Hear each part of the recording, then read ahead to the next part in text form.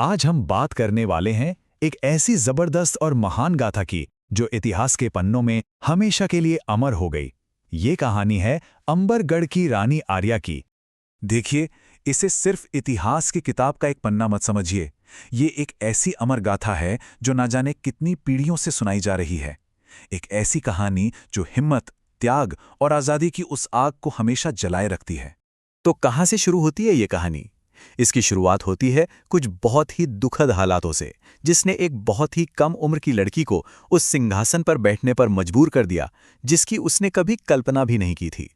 और जो बात सबसे ज्यादा चौंकाती है वो है उनकी उम्र। अपने पिता राजा रुद्रदेव की अचानक और धोखे से हुई मौत के बाद आर्या को सिर्फ 16 साल की उम्र में ताज पहनाया गया था। जरा कल्पना कीजिए उस माहौल की। पूरा का पूरा राज्य शोक में है और हर तरफ एक अनिश्चितता का माहौल है। इसी बीच आर्या का राज्याभिषेक हो रहा है और दरबार में बैठे मंत्री उन्हें शक और चालाकी भरी नजरों से देख रहे हैं।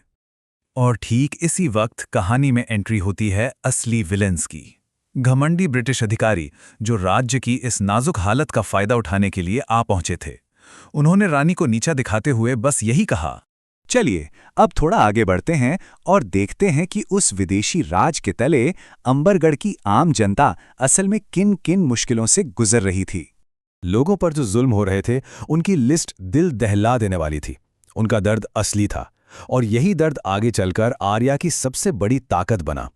ये सिर्फ सियासत नहीं थी, ये उनके लोगों की जिंदगी और मौत का सवाल था। और यहीं पर कहानी में एक बहुत बड़ा मोड़ आता है।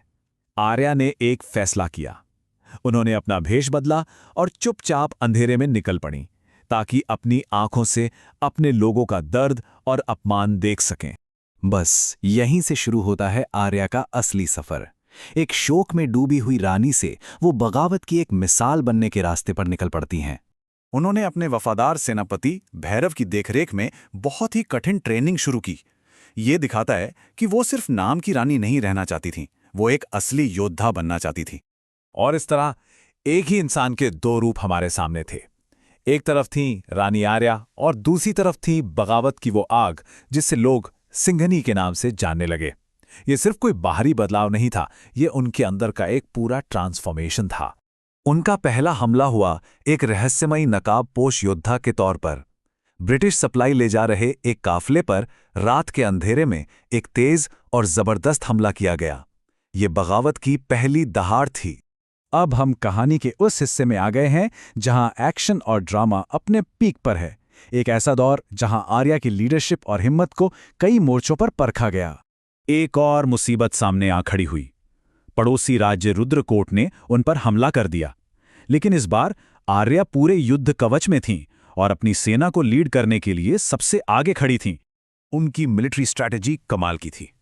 उन्होंने न सिर्फ दुश्मन को हराया बल्कि दुश्मन के सेनापति को आमने सामने की लड़ाई में हराने के बाद भी उसकी जान बख्श दी।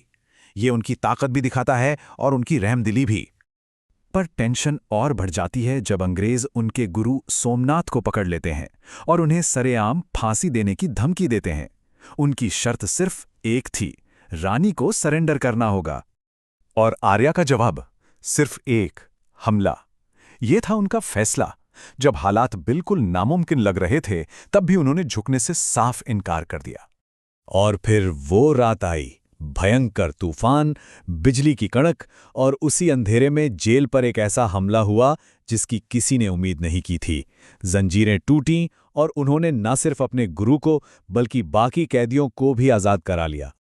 और इसके बाद आया वो ऐतिहासिक पल। आर्या अपनी पूरी प्रजा के सामने खड़ी हुईं, हाथ में तलवार उठाए और खुलेआम ऐलान कर दिया कि इस बगावत को वो खुद लीड करेंगी। ये आवाज सिर्फ एक रानी की नहीं, एक लीडर की थी। तो सवाल ये है कि इस लड़ाई का अंत क्या हुआ? चलिए अब उनकी उस विरासत को समझते हैं जो आज़ादी के लिए लड़ी गई इस जंग से पैदा हुई। देखिए, जंग तो बहुत लंबी चली और हो सकता है कि इतिहास की किताबों में तारीखें थोड़ी धुंधली पड़ गई हों, लेकिन उनकी कहानी को कभी नहीं भुलाया गया।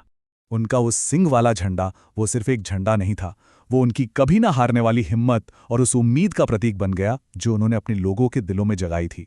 तो आर्या की ये जबरदस्त कहानी हमें एक बहुत बड़े सवाल के पास लाकर छोड़ देती है क्या ये सिर्फ जीत है, या फिर वो संघर्ष, वो हिम्मत और अपने लोगों के लिए खड़े होने का जज्बा है जो किसी शासक को एक लेजेंड बना देता है?